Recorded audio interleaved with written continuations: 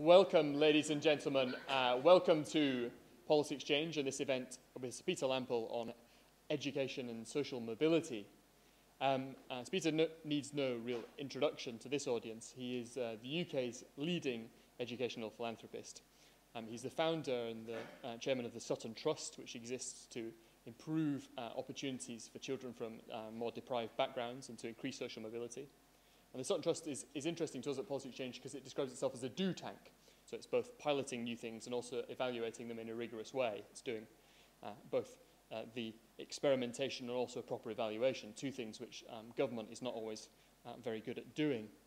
He has a huge range of expertise on every level of education, from preschool to higher education, and he has funded an amazing number of different interesting experiments around the country.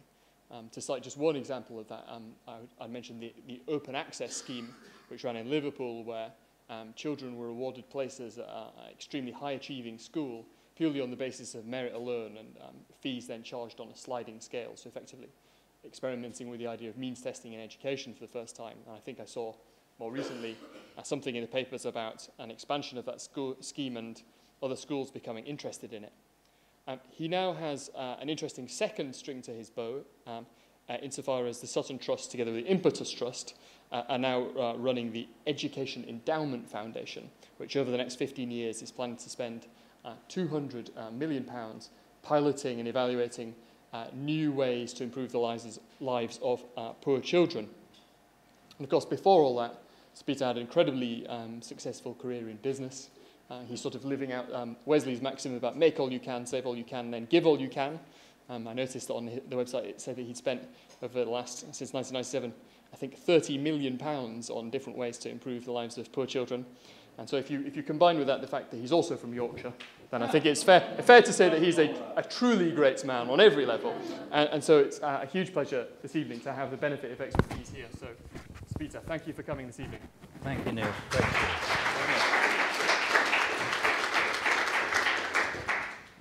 Well, Neil, thanks very much for that. I first came into contact with Policy Exchange. James O'Shaughnessy is here. James came to see me. There he is. And we had done some work on yellow buses with Boston Consulting Group. And James said, we'd like to do a joint, thing with you. And at that time, I'd hardly even heard of Policy Exchange. And, Policy Exchange didn't have much influence. It was obviously a right-wing think tank when Labour were in power. And anyway, we did do a report, which I thought was terrific. And we got some traction in that we now have school busing for kids on free school meals. But this was more of an American-style yellow bus scheme where everybody gets bused. And we looked at doing it for primary school kids. So, but, you guys have come a long way. You are now the leading think tank in the country. You're the government's favorite think tank. I just hope you didn't advise them on charitable giving, but I don't know where that came from. Anyway, listen, I'm absolutely thrilled that Policy Exchange has asked me to talk about social mobility. So I want to tell you why I'm so passionate about it, what I think underlies low social mobility, and what I believe we can do about it. But before I do that, I want to just tell you how I got into philanthropy in the first place. To do so, we need to go back to a terrible tragedy which happened 16 years ago. On the 13th of March 1996, a man walked into a classroom at a school in Dunblane, Scotland, armed with a small arsenal of guns, which he legally owned. In less than 3 minutes, he shot dead 16 5- and 6-year-olds and their teacher. In fact, out of a class of 30, only one child escaped without serious injury. It was a bloodbath. In 1996, we in Britain were moving, I think, towards a gun culture. And out of this horrific carnage, there emerged an opportunity to change direction radically. I read in the press that a campaign was being organized to ban handguns. So I contacted the organizers to see if I could help. A couple of days later, the organizers and 2 fathers, whose 5- and 6-year-old daughters had been shot dead 2 weeks earlier, showed up in my living room. as you can imagine, meeting these fathers was an extremely moving experience. And as a result of that meeting, I ended up funding the campaign on an anonymous basis. As you all know, it proved to be enormously successful, and it resulted in a complete ban on the private ownership of handguns in this country. Now, this was an incredibly positive experience of philanthropy for me, and it actually inspired me to think about what else I could do. So I ended up turning my attention to education. But before I talk about that, I thought I'd say something about my background and my experience as a business entrepreneur, because it's kind of the basis on which I've gone forward. I am the son of a Viennese émigré, and I grew up in very modest circumstances in Yorkshire, as Neil said, until the age of 11. And in fact, in Wakefield, I think where are you, Bradford? Huddersfield. Huddersfield, right, close. At which time the family moved to Surrey. After attending state schools, I was lucky enough to get into Oxford, and after completing an MBA at the London Business School, I moved to Boston to work for the Boston Consulting Group. A few years later, I joined a client in New York before setting up my own firm, the Sutton Company, to get into a new field, which is now called private equity. I called my firm the Sutton Company because I lived near Sutton in Surrey, and I lived on Sutton Place in New York. Now, I purposely didn't name it after myself because, quite frankly, I didn't know whether I was going to make it. And no one wants a bankrupt company named after themselves. In fact, after 18 months in my own business, it seemed like a wise decision because I hadn't really accomplished anything except spend a lot of money. In fact, I was technically bankrupt. Fortunately, my accounting system was so bad I didn't realize it. Even more fortunately, neither did my accountants, who were Arthur Anderson. I can tell by the laughter that some of you may remember they themselves went bankrupt a few years later.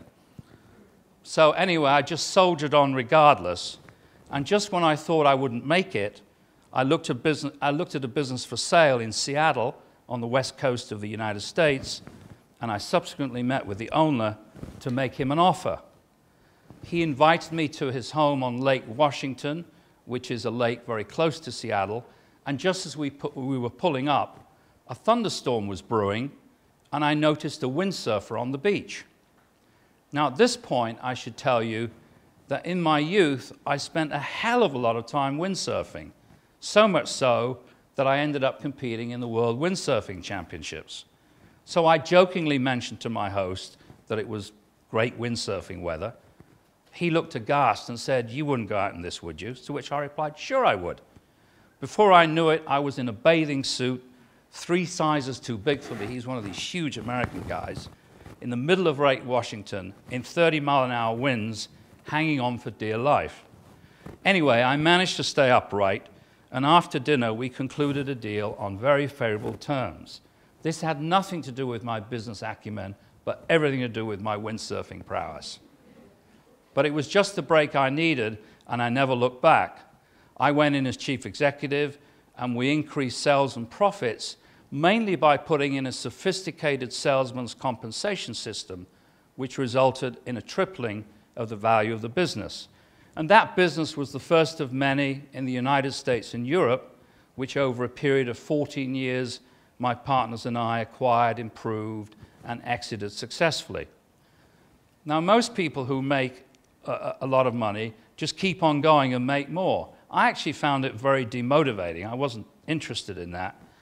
And although by now I was living in London, I'd spent most of my adult life in New York, where if you are successful, you are expected to do something philanthropic, which is very different from the attitude here. So in 1997, I set up the Sutton Trust, really as a part-time interest, intending to spend much of my time working on my golf game, which I'm passionate about. Well, I have become so obsessed by the Sutton Trust and everything related to it that I spend all my working hours on it, and more recently, in the last year, also the Education Endowment Foundation, which I'll come on to. Meanwhile, as you can imagine, my golf game has gone completely to hell. Now, what prompted me to set up the Sutton Trust in the first place was what I found when I returned to Britain in the mid-90s after 20 years in the US. I was so shocked and appalled at what had happened to opportunities for bright children from what we call non-privileged backgrounds. I'll give you a couple of examples. I visited my old school, Reigate Grammar School, which is the school I went to in Surrey, which is a private school, but when I was there, all the places were free, funded by Surrey County Council. It was now 100% fee-paying with virtually no funded places. So it occurred to me that most of the children who were there when I was there, including me, would now be excluded on financial grounds. I discovered that this had not just happened to my school, but to all the private schools which were funded by the state in my day. We have subsequently documented that until 1976, a staggering 70% of private day schools were principally state-funded through the direct grant scheme, which included 175 schools, and other local schemes like the one I was a beneficiary of.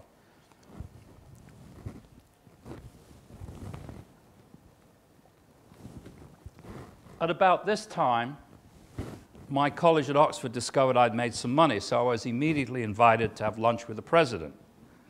In my day, the college took a number of students from South Wales, all working class, most of them brilliant. The president, who was Welsh himself, told me it had not taken any Welsh students for 10 years. So it occurred to me, what would happen to some of my fellow students and friends? I'm thinking specifically about one who is now one of the top physicists in the country and another who's become a very successful businessman. I found out that in the 1970s, 2/3 of the entry to Oxford was from state or state-funded schools. And by 1997, which is what we're talking about here, it had dropped to 46%. So we'd gone backwards big time. It was apparent to me that opportunities for bright children from non-privileged backgrounds were poor and had got worse. So I felt I wanted to do something. So I set up the Sutton Trust out of a sense of outrage at the waste of talent in this country. Now, anecdotal evidence suggested there had been a decline in opportunities for low and middle-income children, but it wasn't until we commissioned the London School of Economics to look at social mobility in Britain that this decline was documented. Now, at the Sutton Trust, we've completed well over 100 research studies, but this one has been the most influential. The study showed, shockingly, that social mobility in Britain has declined significantly over the last 30 years. We also asked the London School of Economics to do a comparative study, and that showed that we in Britain, together with the United States, have the lowest level of mobility of any developed country for which there is data available. Put simply, it is very difficult for children from less privileged backgrounds to move up in society, and it is more difficult than it used to be. These findings have had an enormous impact on the political debate in this country.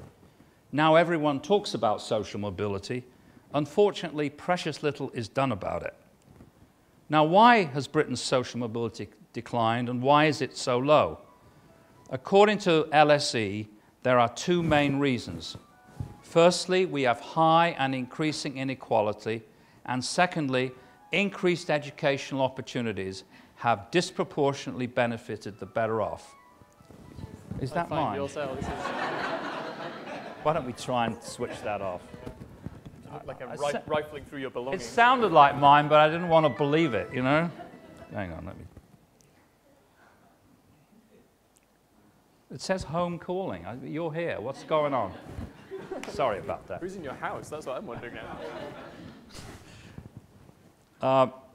Where are we? First, we have high and increasing inequality. And firstly, we have high and increasing inequality. And secondly, increased educational opportunities have benefited the better off. In fact, there was an OECD report out recently which showed that inequality in Britain has over the last 30 years increased faster than any other developed country and is now one of the highest in the world. And you know, that does not include the impact of hundreds of thousands of wealthy foreigners who do not file tax returns and are the beneficiaries of very favorable tax treatment. When you include them, inequality is much greater than we think. And in fact, we are funding the London School of Economics to look at this, to attempt to quantify how much this increases the Gini coefficient, which, as I'm sure many of you know, is a measure of inequality. Also, Britain has probably the most socially selective school system in the developed world. Contrast this with other nations. I visited Sweden a few years ago, and amongst other things, saw ballots being used for admissions to top universities and free schools in action. But what struck me most was when I was given a presentation at the Swedish Ministry of Education. The first slide they put up was the number one clause in the Swedish Education Act. It read as follows: all children and young people must have access to equivalent education regardless of gender, place of residence, and social and financial background. Just think about that. We are so far away from that in this country, it's shameful. The school you go to and ultimately your educational achievement depends hugely on your parents' income.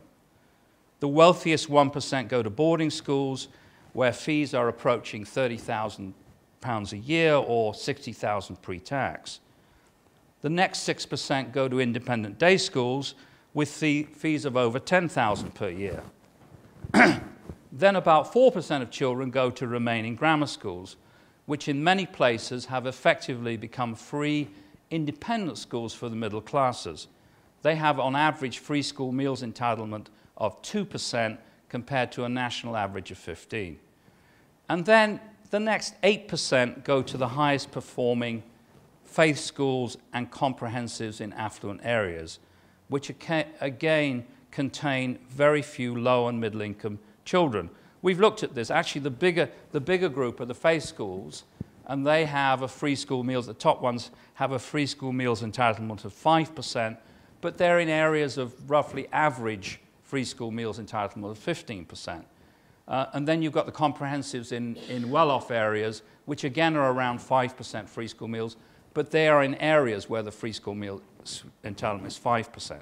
I guess what I'm saying is, if you're a lower middle income kid, you can't get into any of these schools. So the remaining 80% or so of young people have to share between them what's left, and their life chances are not as good as a result. This damaging divide between an elite 20% and the rest is not only incredibly unfair, but it is also inefficient. We're wasting talent. We really can't afford this going forward.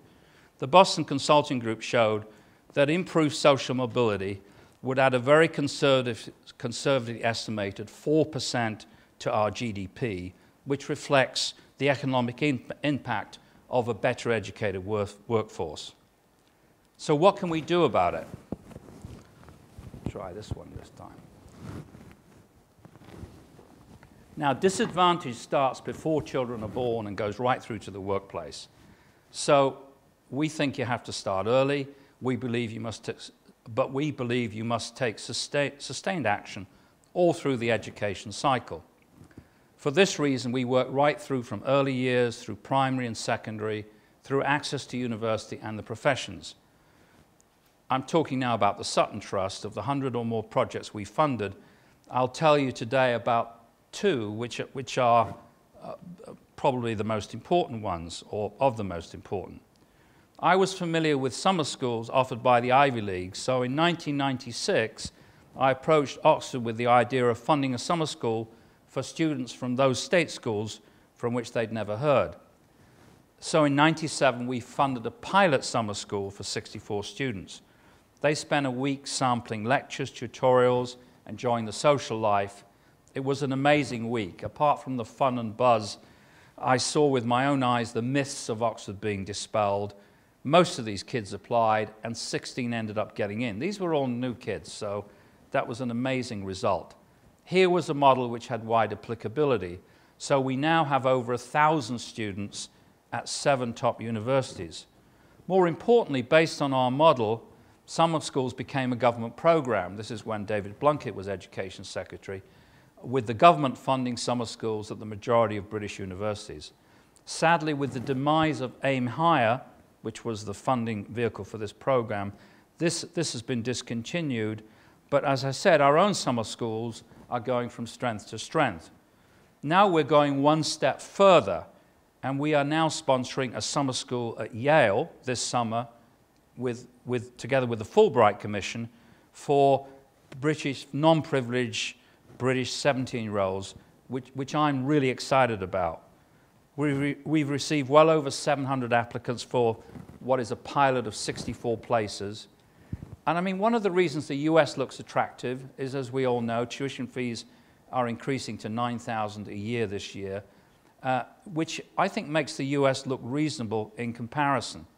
In fact, if these kids get into Yale, everything is free because Yale, top American universities, means test parents when determining fees. So below $70,000 of income, just over £40,000, which all these students qualify for, nothing is payable. They'll come out with no debt. Also, our degrees are generally 3 years, and students usually study one subject. So they get a very narrow diet of education, particularly after they've already specialized at 16 into 3 A levels. I believe because US bachelor degrees are 4 years, and they combine both breadth. You usually do a lot of different subjects for a year and a half, and then you major in something, 1 or 2 subjects. So they combine breadth with depth. I think the student experience generally is superior than what's on offer here. So I'm actually confident the Yale Summer School will be a great success, and we'll be funding a lot more summer schools next year in the States. In fact, we are doing what the Americans call from soup to nuts, which means we're getting these kids in June for 3 days of orientation in London. Then they spend some time at Yale. They're going to go up to Boston and spend a day or 2 at Harvard. And then in August, they come back to London, and we do SATs and how to apply to American universities. So we support them all the way through the process. Now, the next project, which Neil has alluded to, is open access, and it is, in my view, very revolutionary. Now, there's no other advanced country, if you look at the OECD data, where the performance between private and state school, the performance difference gap between private and state schools is as large as it is in this country, and where it matters so much whether you went to a private or a state school. Now, as we've seen, boarding only accounts for 1% of all secondary schools, and the sheer cost of boarding means there's very little we can do to make it generally available. But for independent day schools, which account for 6% of all secondary schools, we, the Sutton Trust, have been advocating for years a state-funded system of open access admissions. We successfully piloted such a scheme at the Belvedere School in Liverpool in partnership with the Girls' Day School Trust, who owned the school. By open access, I mean 100% of the places are available based on merit alone, irrespective of ability to pay. I mean, the idea came from what the top American universities do, which is they have this, what they call need-blind admission. Parents then pay a sliding scale of fees according to their means, with the sponsors, in this case, the Girls' Day School Trust and ourselves, paying the rest. Over the 7 years of the scheme, 70% of the girls at the school receive funding, with 30% on free places. And the results in social and academic terms were excellent. And because parents paid according to means, the sponsors, which is us, ended up paying just over half the fees of the school, 55%, which worked out on a per pupil basis, and the rest being paid by parents, which worked out on a per pupil basis to be less than the cost of a state school place. Rolling this scheme out to other independent day schools with state funding is, to us, a no-brainer, as the Americans would say. And when we launched the scheme a few years ago, there were a dozen leading independent day schools prepared to go open access if the funding were available. Now there are over 80 independent day schools who would like to do this, which is almost half the serious academic day schools in the country. These include such famous schools as Westminster, Manchester Grammar, King Edward's Birmingham, King's Wimbledon, and City of London. So the main obstacle to open access, I don't think it's a practical one, but it's political. Selection is the stumbling block for Labour. This is a shame because there is no increase in selection with open access. It's just a democratization of existing entry.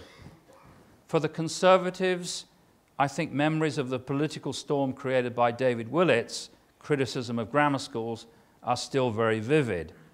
And I think there is nervousness, given the privileged backgrounds of the current cabinet, that another class war might ignite. Now, moving on to state schools, I think we also need to take concerted action to widen access to grammar schools and leading comprehensives. For grammar schools, this means looking at the method of selection, methods of selection to see they are fair, and working with bright, non-privileged children, as we did in Liverpool, to encourage them to apply and prepare them for the entrance exam. For faith schools and other leading comprehensives, we believe the admission system should be reformed to give low and middle income kids a fair shot. At present, decisions are made on the basis of whether one child's parents are deemed more religious than another's, or whether a child lives a few yards closer to the school gate than another. We believe the fairest way to decide admissions is to allocate certain criteria as a cutoff. For instance, you are in a certain catchment area, or you are a Catholic, whatever it is, and then use ballots to allocate places.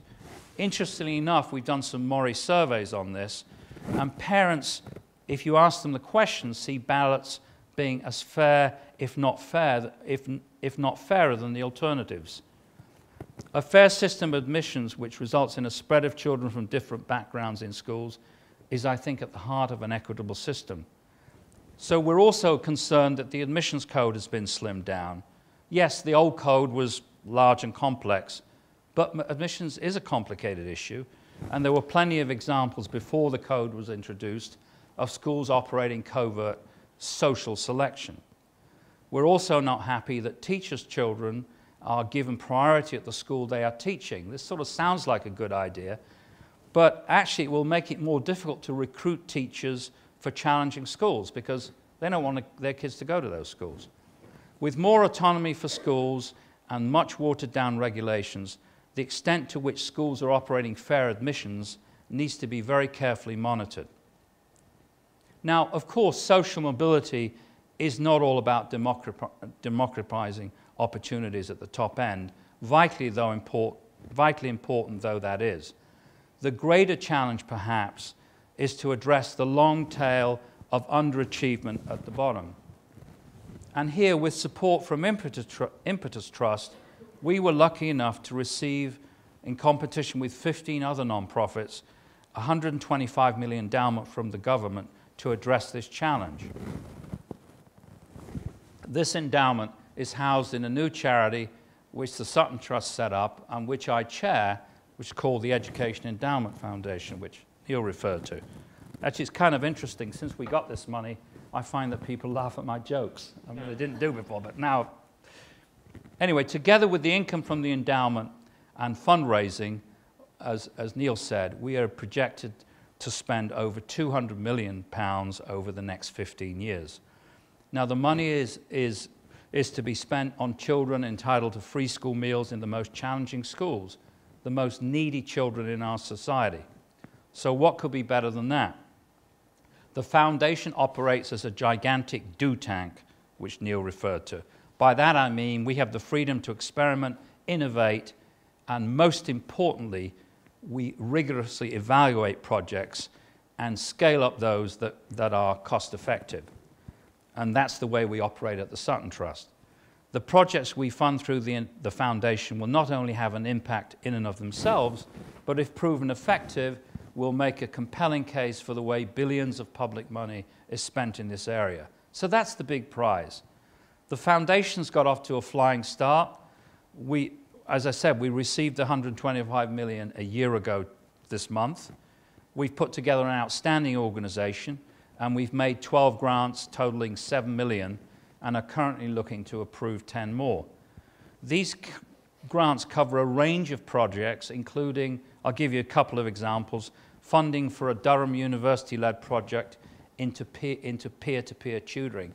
This is 11-year-olds teaching 9-year-olds maths, and it's been successfully trialed in Scotland, and we're trialing it in 4 different areas in this country. It's got huge applicability. It doesn't cost much. Both the child doing the tutoring and the one being tutored gain a lot of benefit. So we're trialing that, and we've also given a grant to the Institute of Education to see if they can figure out how teaching assistants can be effectively deployed. At the moment, the research says that actually teaching assistants really don't add very much, and we spend about £2.2 billion on them. So this is a very important project too. I think the Education Endowment Foundation is an unprecedented opportunity to make a difference, and one I am personally very excited about and committed to. Now, we don't do anything which is not evidence-based, so when we were successful in our bid, we asked the Boston Consulting Group to undertake a review of the root causes preventing poor children from reaching their potential and some possible solutions. They undertook 40 structured visits to schools, meeting with the head, with teachers, with students, a tour of the school, schools that were working in the most challenging circumstances. They also interviewed 20 or so leading academics, of which at least one is here, probably more than one, and educationalists to get their views. The result was a comprehensive list of the major obstacles to educational mobility for this group of children. I'll mention just a few of them, which I'm sure some of you will be familiar with. The first is material poverty, disruptive home lives, and area deprivation is a major issue. Low levels of parental engagement and poor parental education. The school's failure to attract and retain good teachers, as well as poor school leadership. Very low pupil engagement, high rates of absenteeism, and high levels of pupil mobility. So those are the kinds of things we are trying to address with the Education Endowment Foundation. Now, clearly, all these issues are complex, interwoven, stubborn, and I've been in this game long enough now to know there's no magic bullet. But there are a number of important measures I think we can take, and those are the ones we're trialing with the foundation. Now, central to all of this has to be teachers. They are typically 2/3 of a school's budget when you add up all the costs of teachers, and we believe the achievement of pupils is largely determined how good they are. In fact, just as an aside, I got into this 15 years ago, and I sort of had the view that a lot of people have in my position, that teachers were kind of not really professionals, took long holidays, weren't committed. I sort of had unionized and etc. So I had probably a fairly negative view of teachers. I have completely flipped. I mean, I've seen hundreds, if not over 1,000 teachers in the last 15 years. I think they're terrific. I think they need to be supported. I think they're professionals. They're the future of the country, and I think we just don't pay enough attention to them. I'm very positive about teachers, and we should be doing everything we can to help them. Now, we can't simply say the solution is to attract more good people into teaching, although that's important. It's actually more important in terms of numbers to work with those that are already in post to see if they can up their game. In my view, or in our view, too much of schools' policy focuses on structures. What kind of school is this and that, which is better? which is more like moving deck chairs around. The teaching workforce is huge, over 400,000, and we believe the most important thing we can do for our children is to improve their effectiveness.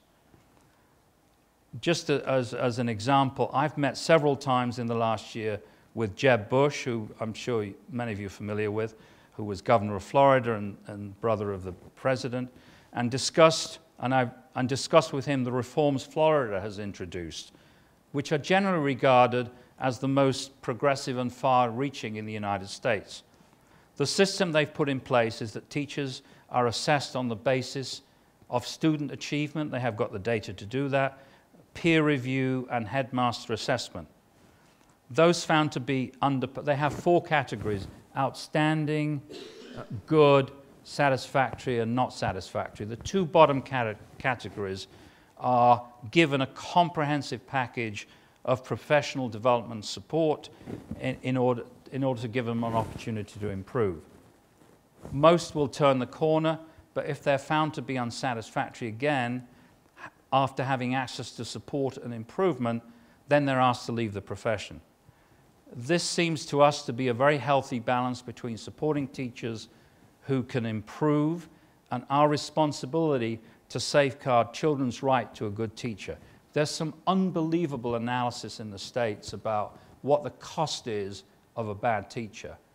And if you get a 10 percentile teacher compared to a 50 percentile teacher over 10 years, the cost in terms of, the harm it does to students is present value is $2.5 million. And it's just unbelievable, the leverage on teachers. So the whole area of teacher effectiveness will be a major focus, if not the major focus, for both the Education Endowment Foundation and the Sutton Trust going forward.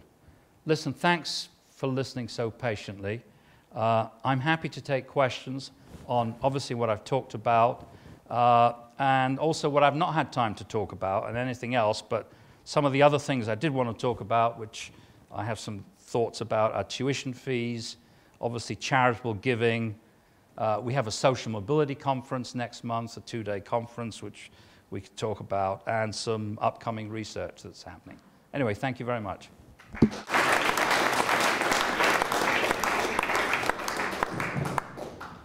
Thank you very much, Peter. There's a huge amount to think about there. And I was struck when I was listening to the start of your speech by this, sort of how many chances there are in life. 1 minute you're family, and the end of the next minute you're doing something, the next minute you're an education philanthropist. It's a funny old world, and some of the things you mentioned are fascinated by open access, but also by, I've known a bit about what was going on in LA about assessing teacher performance, but I wasn't really up on what I've been doing in Florida. So we've got some time for questions and answers.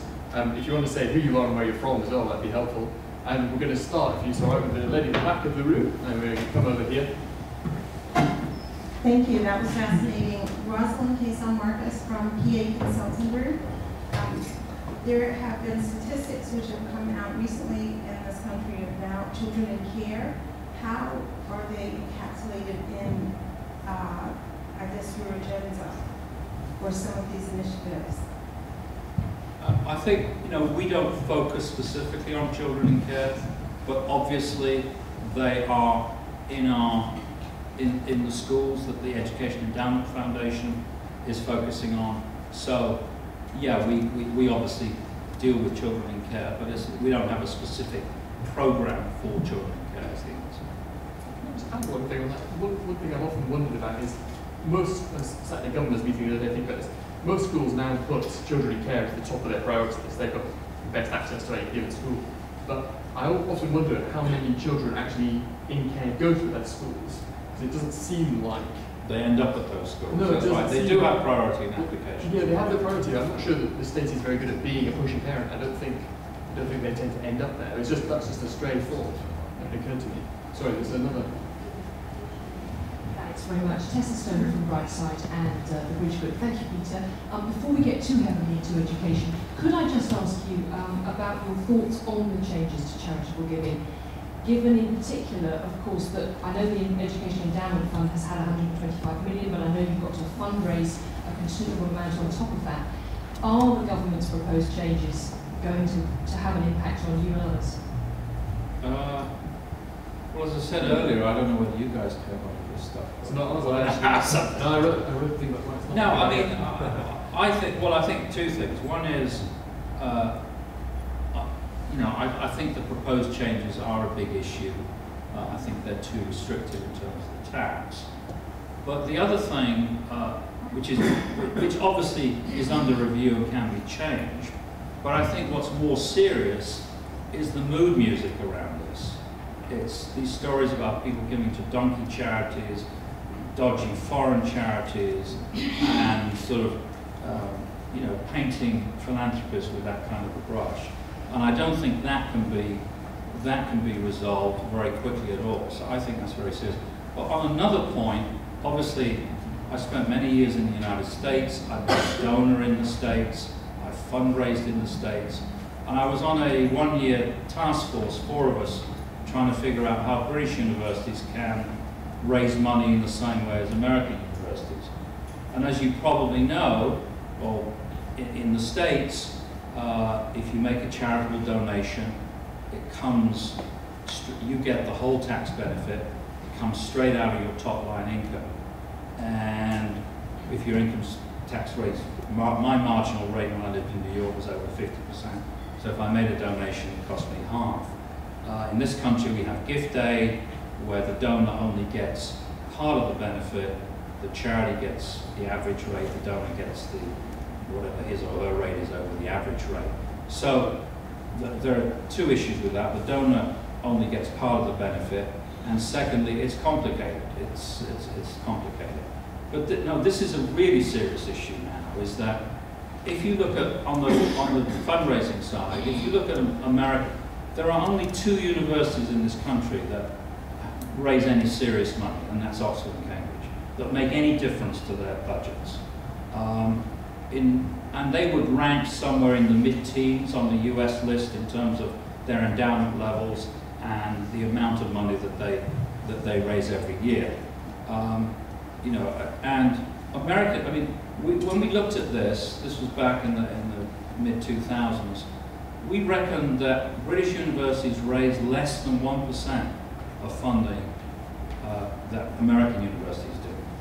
And what that boils down to is our universities are becoming uncompetitive. I mean, don't believe the British league tables, they're nonsense. Believe the Chinese one, which is objective, where you've got 17 of the top 20 universities in the world are American. And you look at the endowments, not just the Ivies, the state universities, the amounts of money that are raised every year for endowment, for current projects, it's just staggering. And for instance, there are over 100 universities in America where the annual giving rate, which is the number of people who give money every year, is over 25%. In this country, only Oxford and Cambridge are above 10%. The rest are something like 1%. So this is a really, and that's why the universities were up in arms when the announcement came out about charitable giving. It's a really serious issue. We have got, and we recommended on the task force that we should look at going to an American system of charitable donations where it's a straight deduction from income, because that actually incentivizes people to give once they start earning money to their own universities, to whatever cause. As you all know, the level of giving in American charitable is much higher than here. So, but I think the competitiveness of universities issue is huge. 25 years ago, there was only one university in the world that had over $1 billion endowment, that's Harvard. Now Harvard's got over 30 billion, Yale's got over 20 billion. So this has all happened in the last 20 years. These huge amounts of money are being raised and are funding universities. So I think we should actually be being more generous to donors rather than less generous. So I think we're going completely the wrong way. So, yeah. Peter Lampl, why do you think if social mobility is equally bad in the United States as it is in England, and yet all the statistics you've just given us about university endowments and the fact that universities, many of them are entirely merit-based on admissions, and even at the top high school level the same is true nowadays, why is that not making a difference yet to social mobility? I think if you look at, we're having a conference on this, so I don't know the answers, but Lee will tell you. He probably knows some of the answers, my research director. But this is what the Social Mobility Conference is about. We've got the Anglophone countries. We're looking at United States, Britain, Australia and Canada. Australia and Canada have got pretty high mobility. The United States and Britain have got low mobility. But if you want my hypothesis about the United States, is we have a very socially selective school system. So do they, because school funding is local in the States. So for instance, if you go to Scarsdale, a friend of mine lived in Scarsdale, he's an old Italian. He said, I don't need to send my kid to a private school in America. I live in Scarsdale. We spend, $25,000 per student. If you go down the road to the Bronx, you're spending about a quarter or a third of the money. I mean, at least in this country, we've got federal funding. So in America, it's the same thing. The school you go to depends largely on where you live. And if you're in a good school district, you get very good. So, and the private school effect's much lower in America. Hanishek, who was here, I think, when he was here, he thinks it's only about 2% of Americans go to high tuition. I mean, a lot go to parochial schools, but equivalent to our private schools. So, but you have got the school district effect. So you have a very selective. In fact, what bails the Americans out is the tertiary system, which is the best in the world. So if you look at the performance of American schools, it's about where we are, maybe a little bit below. But the universities are clearly, but as I said, we're going to be discussing that at the conference at the end of next month. We're going to come to the gentleman in the front row. Yeah, back over there. Yeah. Okay, thanks very much. I'm Brian Lightman, General Secretary of the Association of School and College Leaders. Right. And I really welcome a lot of what you've said there, particularly about we value enormously the work of the Education Endowment Fund. I think it has the potential to make a massive difference. Right. My question is really, our members are, in secondary schools and colleges across the country, and of all types, including independent and academies and everything else. And so I'm interested. Did you take over from John Dunford? I did indeed. Okay, yes. all right. I won't make any comment. But aging rapidly. Right. Our interest is about the 80% of schools that you mentioned. The 80, majority. yeah. That's a particular interest I've got. Yeah. And particularly about the fact that many of the most deprived children are actually in some of the more affluently situated schools, in affluent areas. Yeah. And many of the initiatives and many of the sort of the endowment fund type things, all the sorts of efforts that we put in for good reason and with good value are focused on schools in challenging areas. So I'd be very interested in your thoughts about those deprived children in those affluent schools, what we can do about them, because to me they're a major key in terms of social mobility. Yeah, no, I agree. I think, well, a couple of things. I mean, we are focusing on, as I said, preschool meals, children in deprived schools at this point, but hopefully after 2 years we'll be broadening the reach of the Education Endowment Foundation, and we will be addressing preschool meals children in those kind of schools. So I think we'll be broadening it out. The other thing, as I said in my remarks, you can go to an area and you've got two schools that are a mile apart. One's got 70% free school meals and the next one's got 2%. We have got this incredible social selection. And as I said, I think we've got to do something about it. I mean, there's a lot of research that says kids on free school meals do better in schools where there are 15% of them rather than 70% of them. I mean, if you have them all concentrated in one school, that's a real problem. So I think as I said, we've done a lot of research on ballots, and I know there's a lot of resistance. Actually, they're quite accepted in other parts of the world, in the United States, Sweden. We actually had someone do a study of ballots. And the Mori survey that I alluded to in my remarks, we said, look, you've got a school, and you've got a catchment area for a school. Is it fairer to admit people on how close they are to the school? Or let's say there are twice as many people in the catchment area as there are places in the school. Is it fairer to decide whether you're closer than me Or is it fair to put all the names in a hat and pick out half of them? And the majority said, actually, it's fairer to do a ballot. So if the question, if you say, are you for ballots?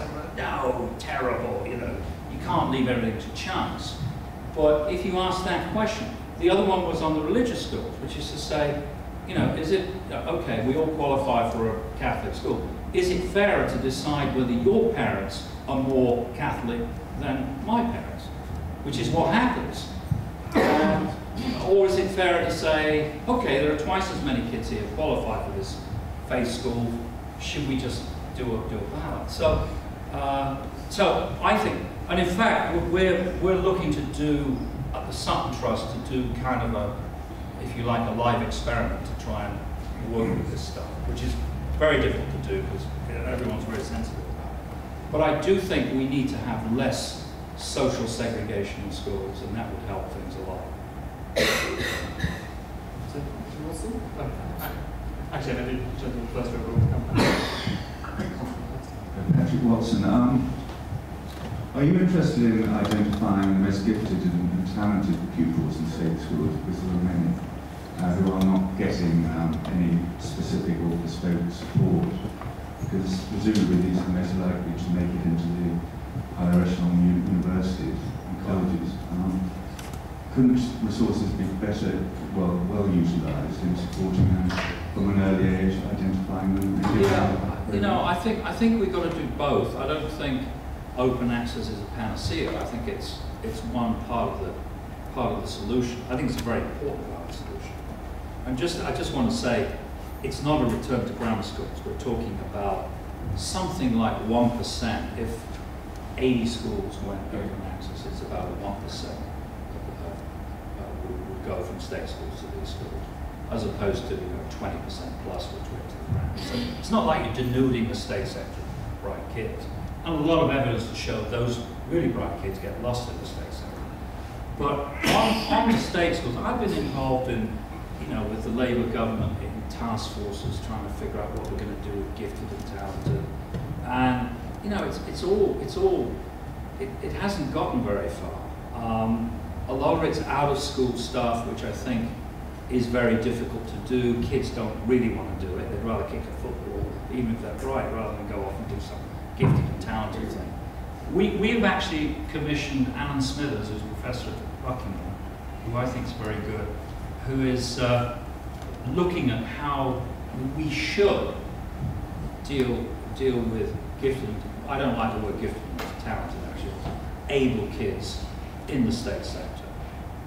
And obviously one thing is, right now schools aren't accountable for these kids. They're accountable for how many A to C's they get at GCSE. So the whole focus is on that, not on how well are you doing with your really bright kids. So that's one aspect. I don't know what the answers is, but I think we've got a report coming out.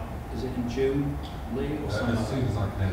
As soon as so we're putting something out on this, but it is a huge issue about. Let me just give you a friend. I went up to my old school. I grew up on a council estate in Yorkshire and Wakefield, loves it.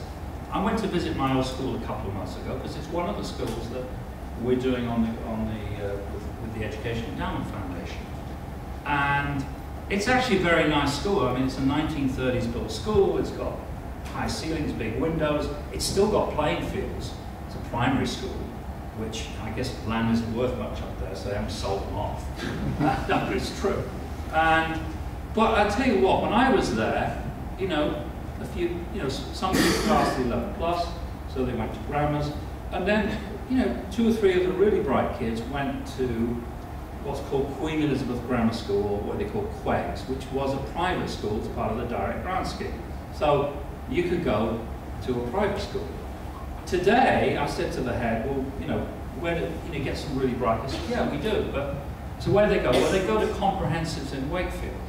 And in the afternoon, I visited one of these comprehensives, and it's a typical, 50% get 5 A to C's. It's not a place where a really bright kid is going to thrive. And there isn't really anywhere that these kids go that's a very academic school. So, but Queen Elizabeth Grammar School is one of the schools who said, if funding were available, we would go open access. if that were open access, at least there would be the opportunity for some of the really bright kids from our school to go there.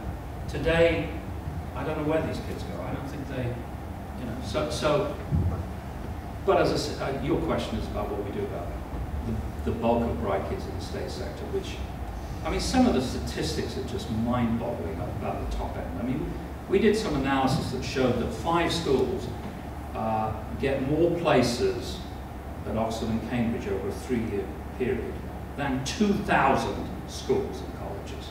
That's about 2/3 of the schools and colleges in this country. So, you know, at the top end, there's just this vast number of schools that don't get anyone into the top couple of universities. So it's just incredible. And I think we're just wasting a lot of talent at the top end. You know, when I came to the system, if you were a bright kid from a poor background, as I was, there wasn't a problem. I'm not saying we should go back to grammar school, we never will. And I think that debate is sterile. But the debate about whether the private schools should once again be open, which they were before '76, I think is a legitimate debate. Just the lady who's been very patient in the third row here.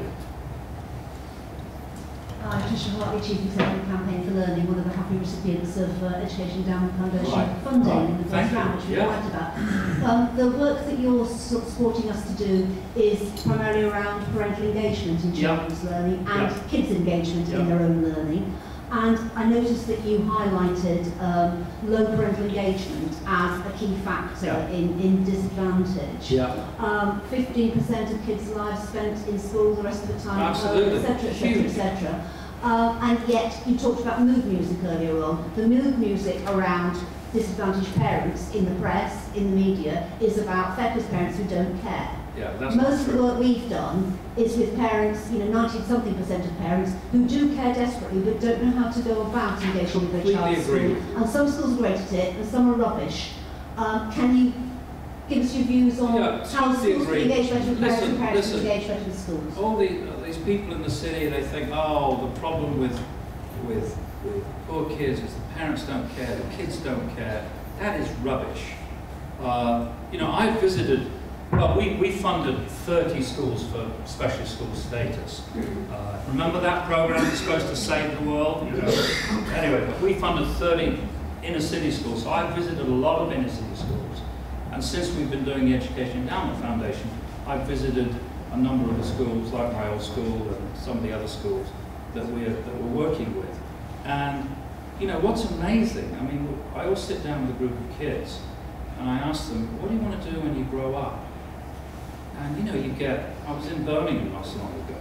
One of these kids wanted to be a surgeon, one of them wanted to be a barrister, one of them wanted to be, you know, something else. It's like, they have incredible aspirations. The problem is, you know, that they have very, very little chance of realizing it. And when you talk to parents, which I've done as well, they have high aspirations. The problem is, they don't know how to help their kids because they haven't had education themselves. So I think parental engagement and enabling parents to engage with kids is really important, and that's why we're funding it. Does anyone else? There's going to be a lot of questions. If you don't mind, we might take a couple in pairs. So there's a gentleman here in the fourth row, and then the lady behind him. I'm just conscious of the time. Rafe Lucas, House of Lords and Good Schools. Rafe, how are you? Very well. You're quite right on open access. There's a lot of independent schools would love to go that way.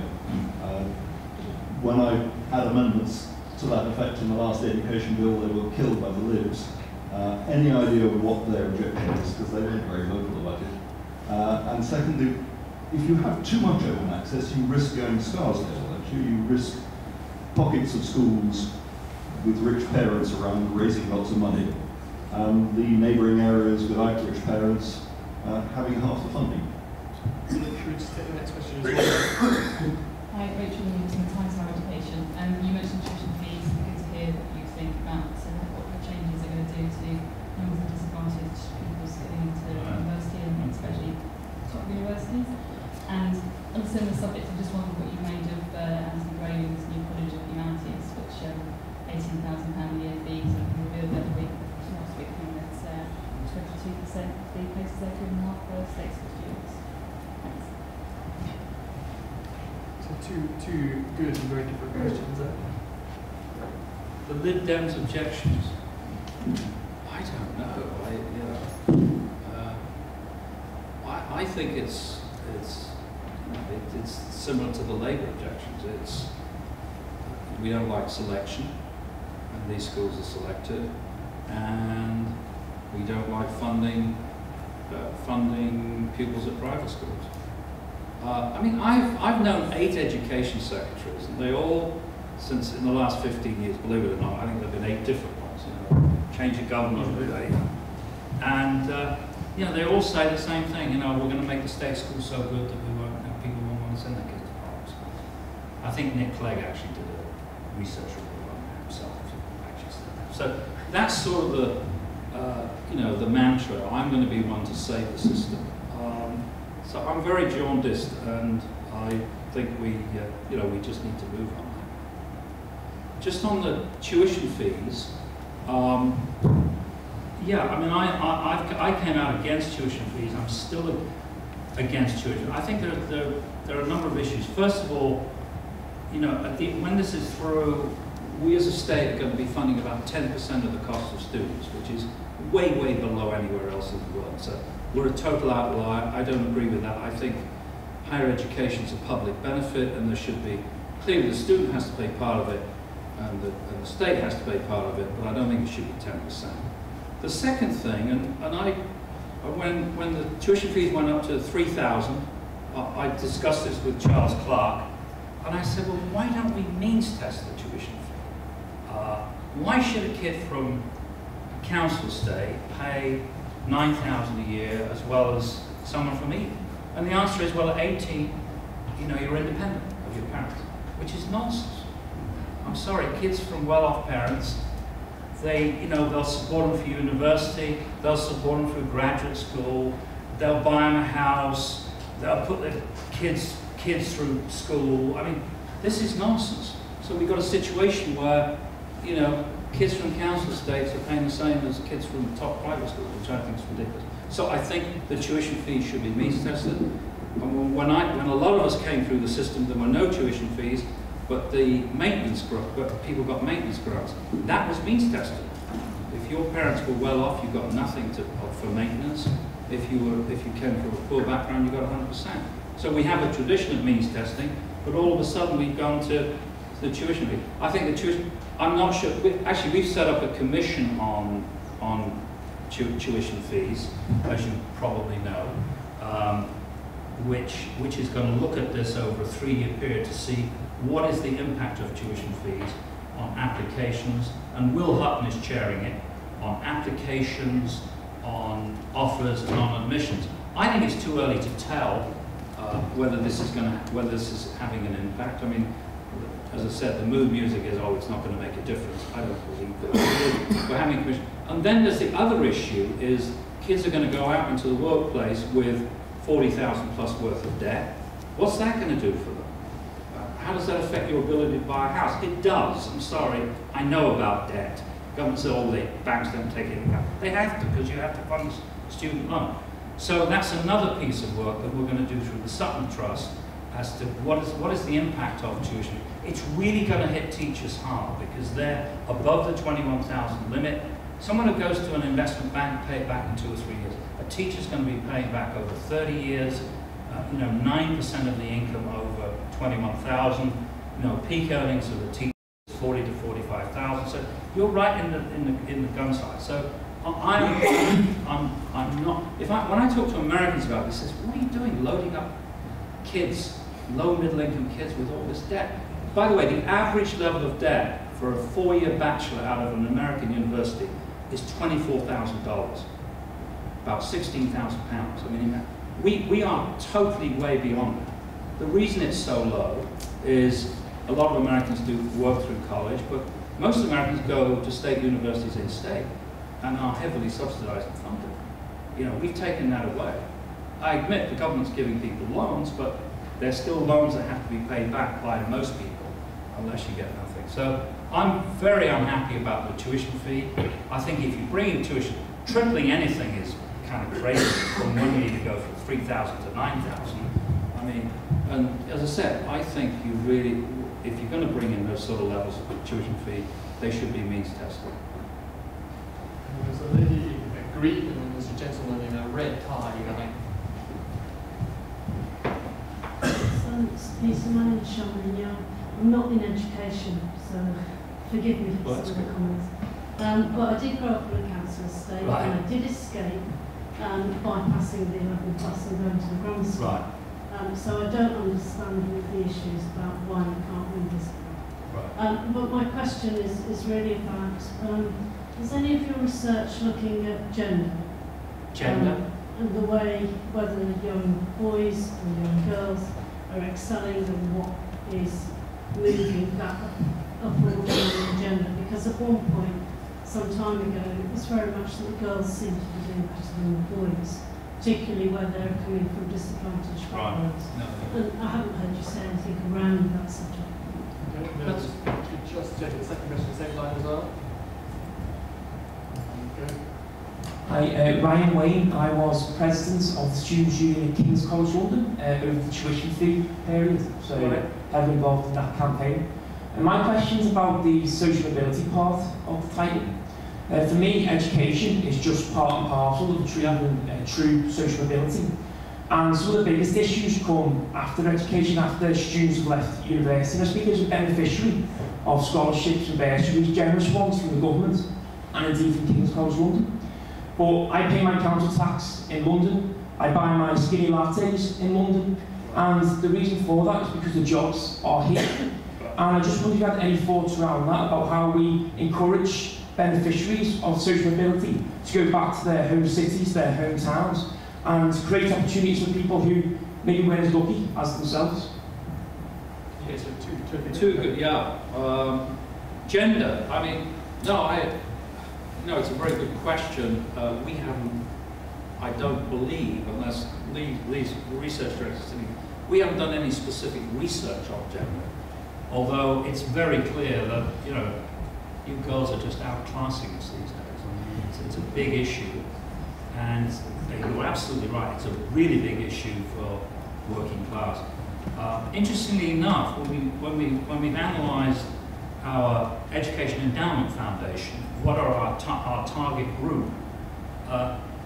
70% of the group are white, working class, mainly boys. That is the big problem in this country. And most of them are north. They're up in places like, I grew up in Wakefield and Darlington, and I mean, these places are wastelands. So I think boys is a big issue, and it's something that, as I said, we haven't done any research on it, but it's probably a good idea for us to look at that. Now your question about London and jobs, as I said, you're right. I mean, we focus on education, but obviously the jobs thing. I mean, one of the things I found extraordinary when I went back to my old school, when I was there, you had mining, manufacturing, you had mills. Everyone was at work in Wakefield. When I went up there, the headmaster said to me, most of the parents want benefits.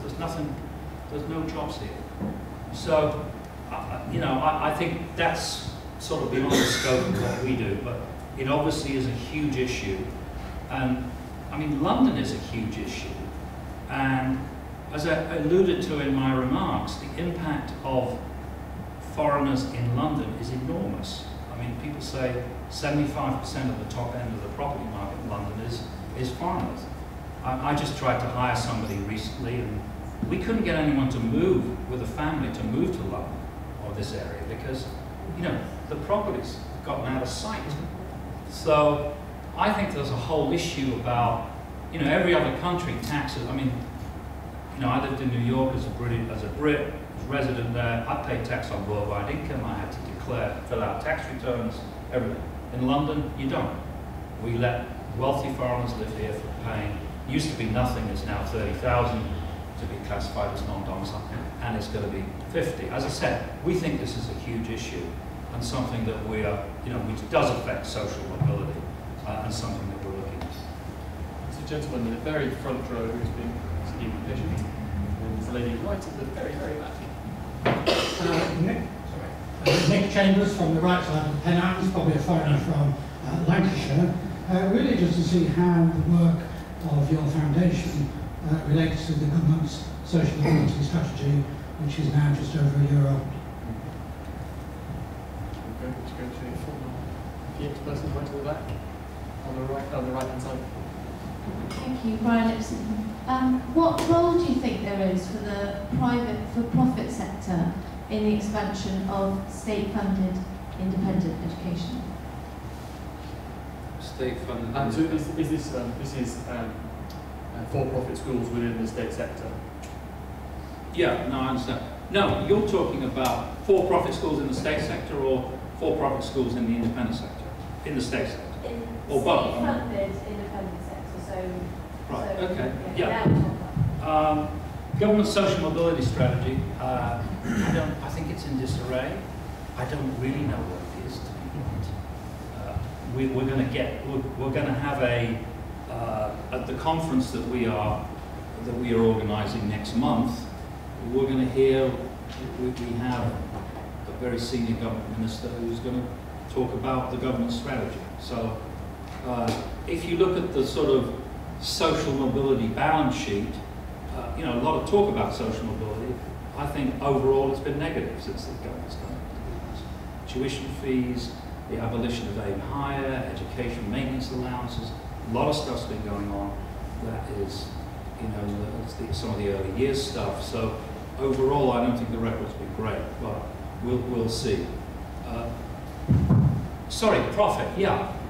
Listen, I think if you're serious, I think this whole thing about getting people to do academies and free schools on a charitable basis doesn't make a hell of a lot of sense. I think if you are seriously going to get the private sector involved in education, you've got to let people make money. And they do in Sweden. I mean, there are for-profit companies in Sweden, in the US, and I think you will get, business people interested in getting involved in running education if you want to make a profit. So I'm actually for it, to be honest. So I think it would be a good thing if we allowed for-profits in the state system of education. So we're just about to run out of time, so I think we've got time for maybe just a couple more questions. The lady right at the back and then the gentleman just ahead of her. April Gow, I'm governor of St. Monica Church of England School. Right. Where we have 120 applicants to each place available. I wanted to ask you about the concept of translating this into the competitive workforce. And you mentioned China and how they rate universities. Have you done some research, or can you tell us a bit about how a better educated population will translate into a more competitive workforce? Okay, and then the gentleman just in front. Hello, my name is Keith Herman. I'm convener of the UK Career Sector Strategic Forum. It's a national network of 30 organisations with an interest in career guidance from an all-age, all-stage perspective. Peter, as you may know, the nominal amount of £200 million for career guidance in schools, delivered mainly through connections, has disappeared into the black hole that is otherwise known as the Treasury. Alongside that, schools have been imposed on them a statutory duty to provide career guidance to young people with no resources. How do you think we can resolve this conundrum, in light of the fact that in the policy landscape there's a view that all career guidance in schools is bad? Yeah, I mean, the competitiveness of workforce, and I think, as I alluded to in my remarks, that I think,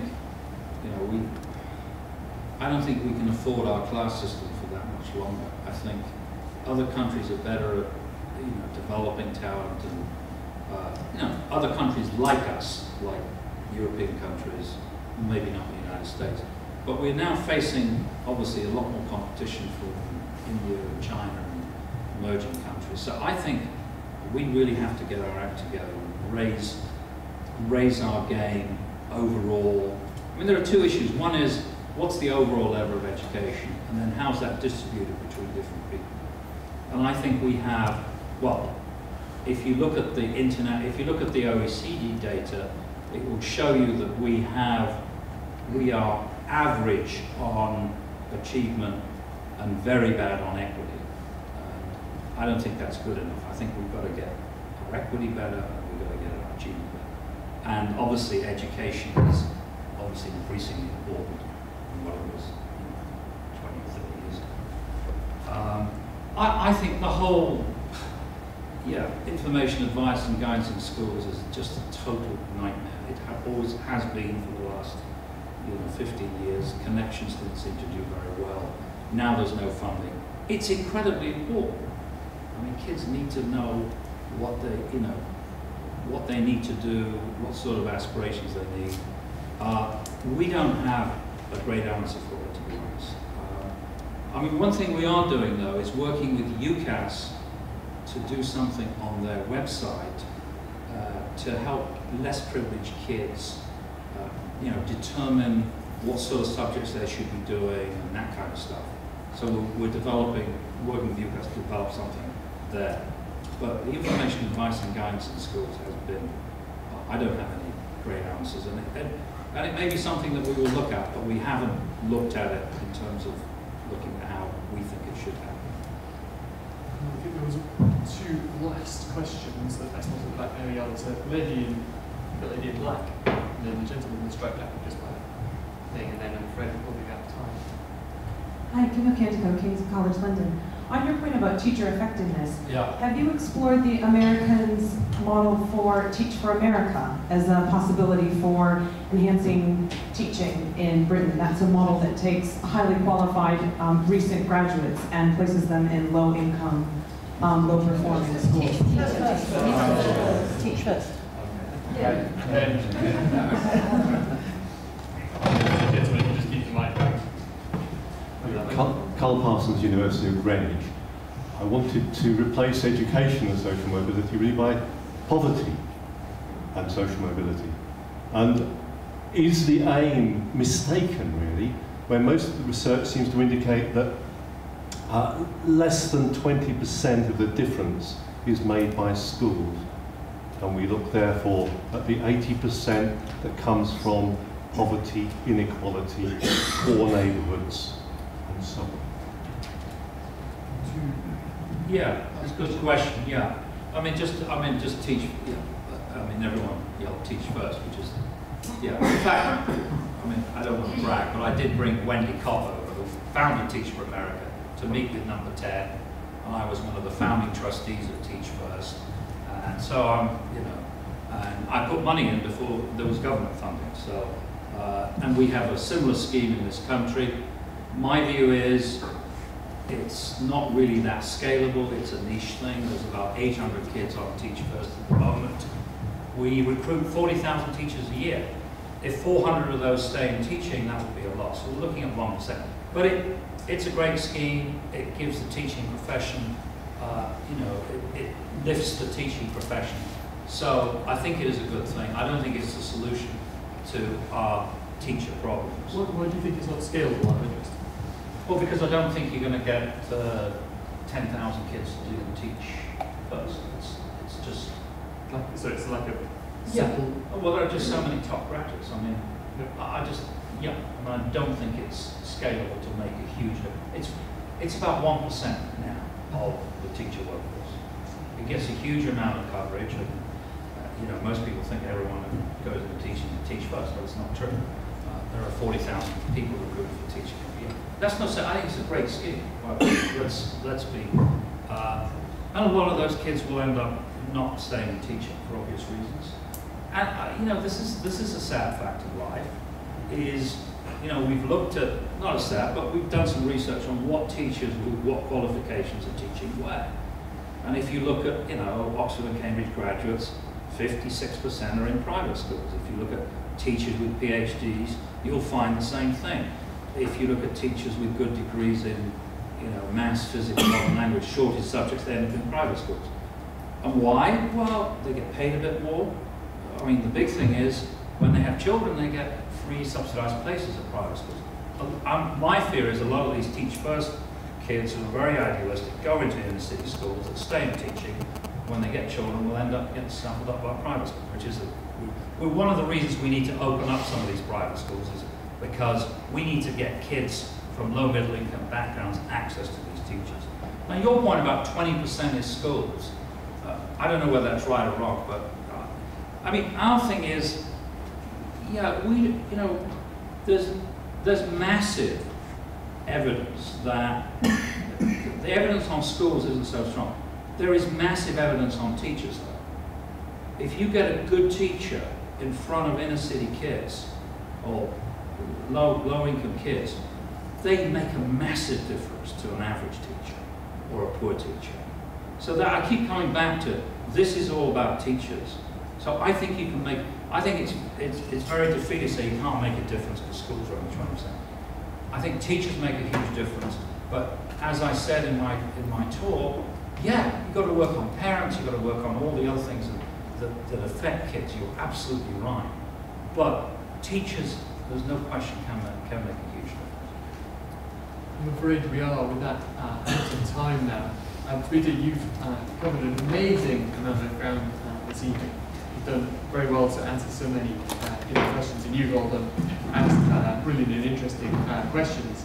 I was struck when you were talking earlier on about vulturated schools and social selection, and being told various horrifying stories the other day by some school governors about this one school had a major problem with people breaking into the vestry at church for people to fake the vicar's signature, and another one over in West London where they couldn't figure out why they suddenly had this incredible number of Polish ladies of a certain age in the audience, and it turned out it was the nannies of well-to-do West London mums all being sent off to go and attend church to get their kids into school.